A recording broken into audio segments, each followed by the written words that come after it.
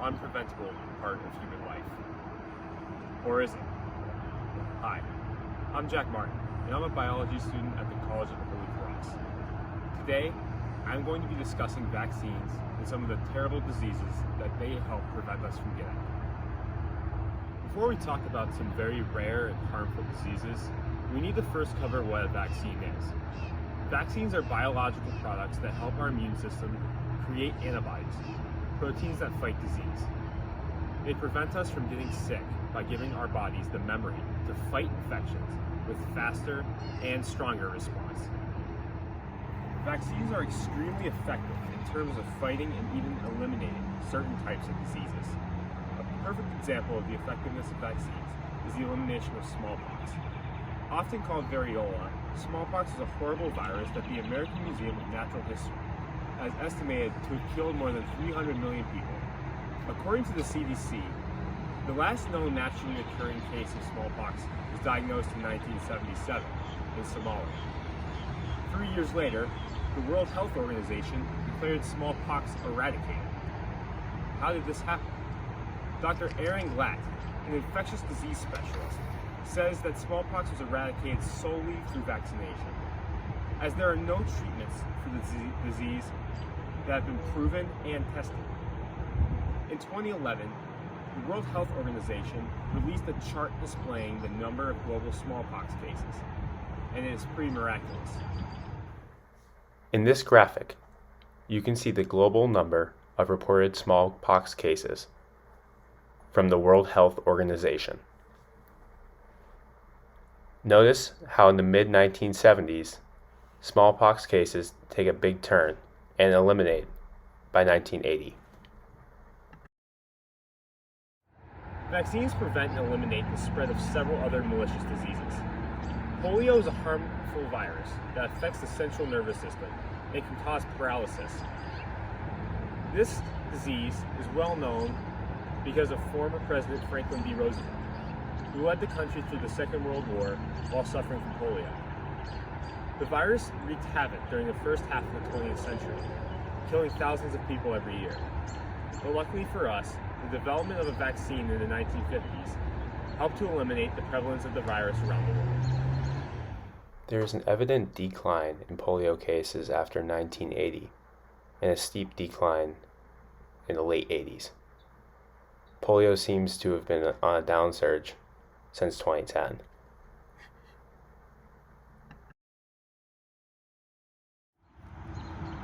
Polio has now been fully eliminated in the United States, and we have not seen an original case in nearly 45 years. Another disease that is easily preventable by vaccination is tetanus, more commonly called lockjaw. Tetanus is a serious bacterial infection that causes excruciatingly painful muscle spasms in the jaw and neck that can lead to death. There is no treatment for tetanus, therefore vaccination is crucial in terms of fighting the bacteria. The vaccine was developed in 1924, and since, the number of cases and deaths have dropped dramatically. Since 1990, we have seen a gradual decrease in the number of deaths and cases from tetanus. This is mostly due to the vaccine.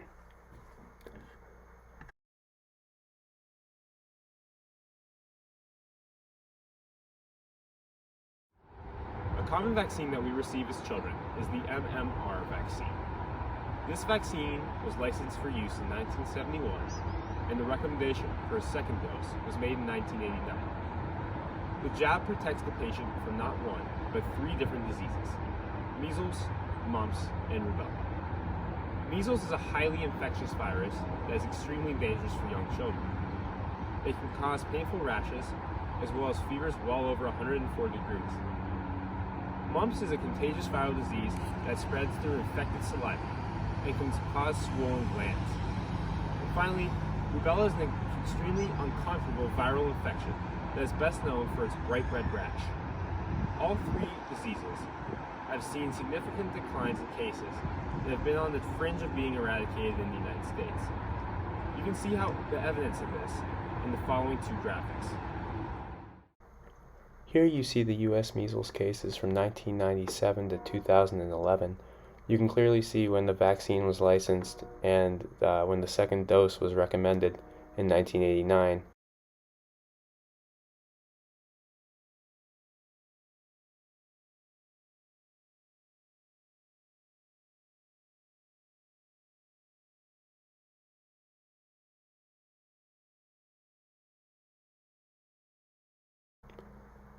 On this graph, you can see the mumps cases in the United States from 1968 to 2005. You can see how in the 70s they take a dramatic downturn and flatten out by 2005.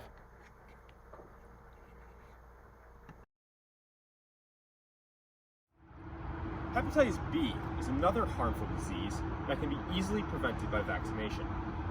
Hepatitis B is a virus that causes severe liver infections that can lead to liver failure, cancer, and even death.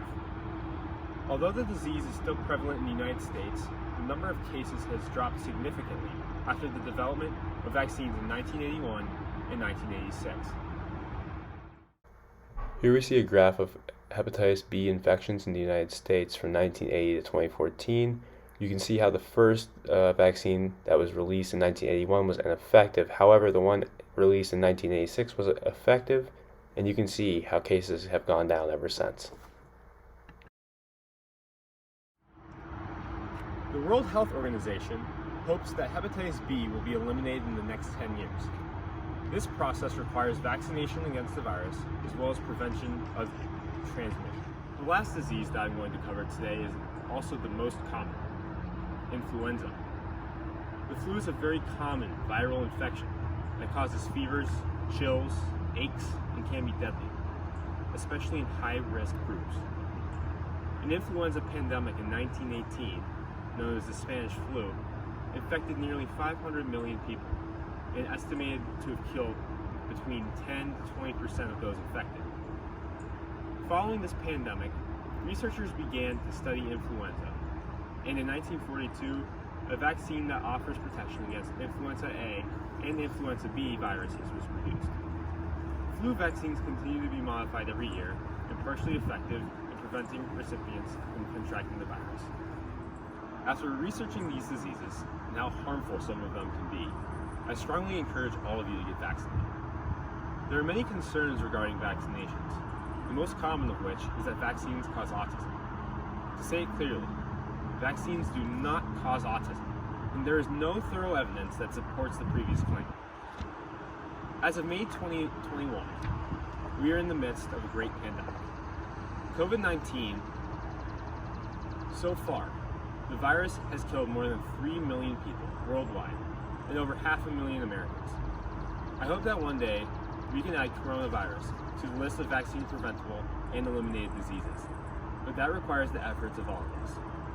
Get vaccinated and stop the pandemic.